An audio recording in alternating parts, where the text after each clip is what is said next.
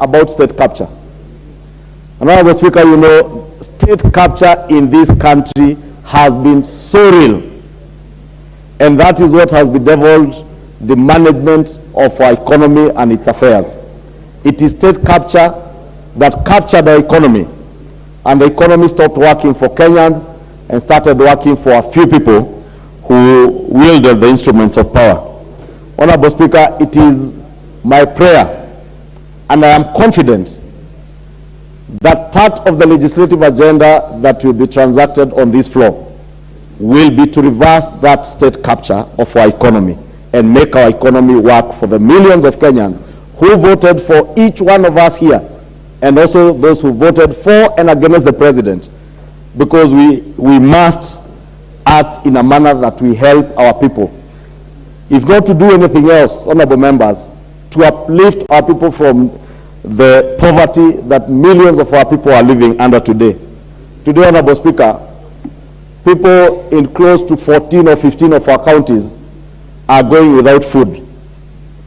There is a drought ravaging our country, honorable Speaker, and we cannot be able to feed our people if we do not review our budgetary estimates for this year, honorable Speaker. And honorable Speaker, I know the president did mention a figure of 300 billion, and it sounded humongous that you could institute budget cuts to the level of 300 billion. But honorable members, I want to convince you and persuade you that it is possible. And you know the padding that is usually done in budgets, especially in the run-up to a general election.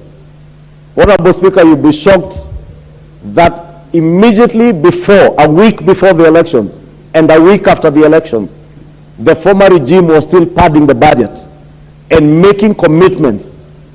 By the third week after elections, they had made commitments of close to 300 billion, 200 billion shillings over and above what had been approved by this House only in June, at the beginning of June of this year.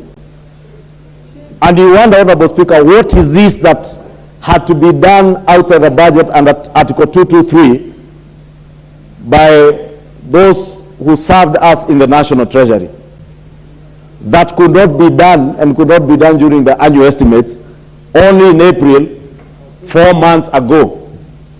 And Honorable Speaker, if you go through many of the things that they have committed to, Honorable Speaker, are things that emanate from state capture. And therefore, Honorable Speaker, as His Excellency the President calls on us in this House to help him, because we are the budget-making House, to rationalize our budget for this financial year to make it work for Kenyans. We are not going to rationalize the budget to make it work for sections of Kenya.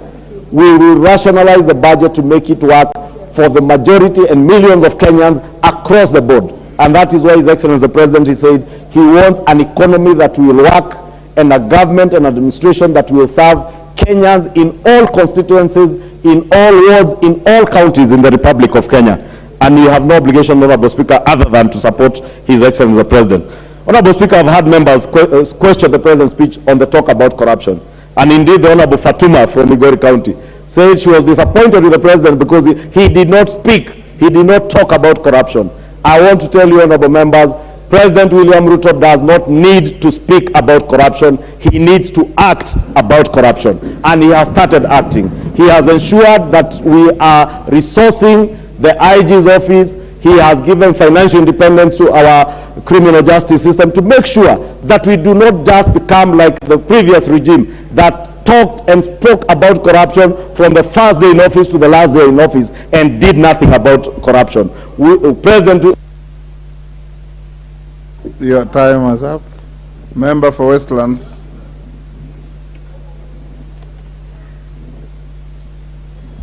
Thank you, Mr. Speaker, for giving me a chance also to speak on this speech of the President. Mr. Speaker, first I would like to thank the people of Westlands